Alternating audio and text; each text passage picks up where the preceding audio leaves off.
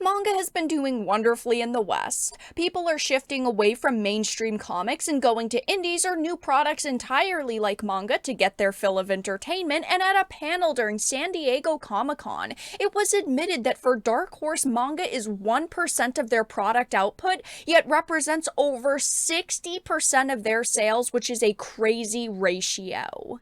I have a few things to show off, but before we get into the topic, if you enjoy the content that I create, please make sure to subscribe to the channel and hit the notification bell.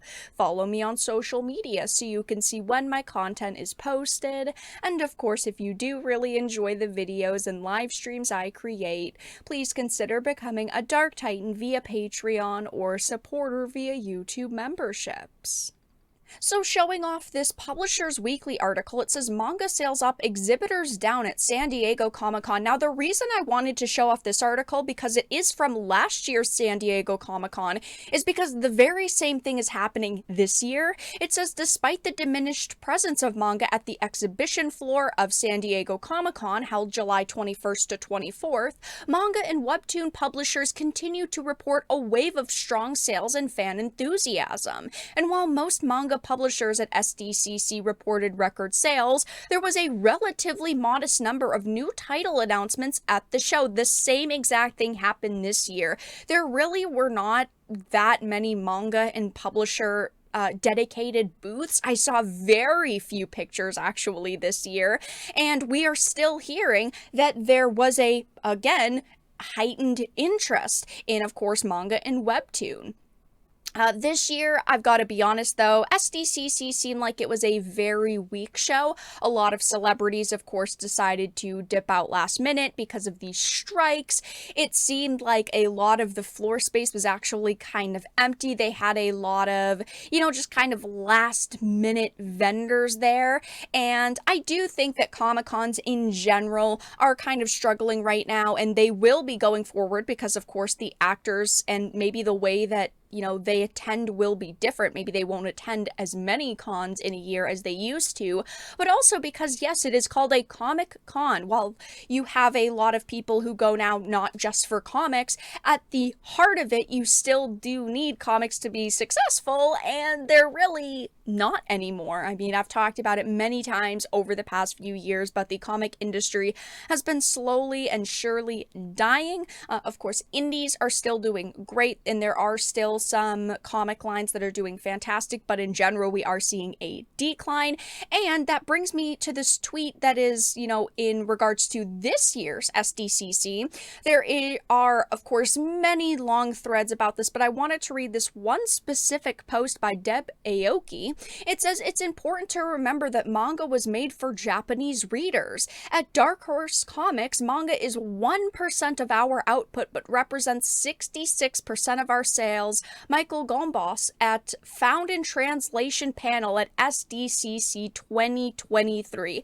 This is crazy to hear. So they are saying that manga is 1% of DarkHorse's output, but represents 66% of their sales. And I have some numbers to show off with that. And now, while I could not sit here and go through every single manga DarkHorse has published and dated them newest to oldest, most of their manga catalog is older content. As you can see here, we've got manga unless otherwise noted. These volumes contain the same material as the original language volumes, and they do have a hefty backlog. They have, Ghost in the Shell, Gungrave, Metropolis, Venus Wars, Berserk, Astro Boy, Akira, just to name a few of their heavy hitters, but these aren't new, and heading to the manga section of their webpage, it doesn't look like much new content is even releasing, meaning their sales are from backlogs and new releases of older content like, Berserk, Deluxe Volumes 13, Deluxe Volumes 14, you've got Blade of the Immortal Deluxe Editions. And if you compare those numbers with comics, they are so different because with manga, from January 2023 until now, they have released 11 new products, most of which are, deluxe editions and reprints. Their comics tell a very different story because there have been over 343 new comics released in that same time span. That means out of over 340 new products releasing in just 7, almost 8 months of this year have led to a measly 44% of their overall sales. That is an awful ratio, and it's no surprise to see why. I mean, the average length of a manga is 180 to 250 pages, which typically retail from $7 to $10, and comics are 30 to 40 pages, retailing at $3.99 to $4.99.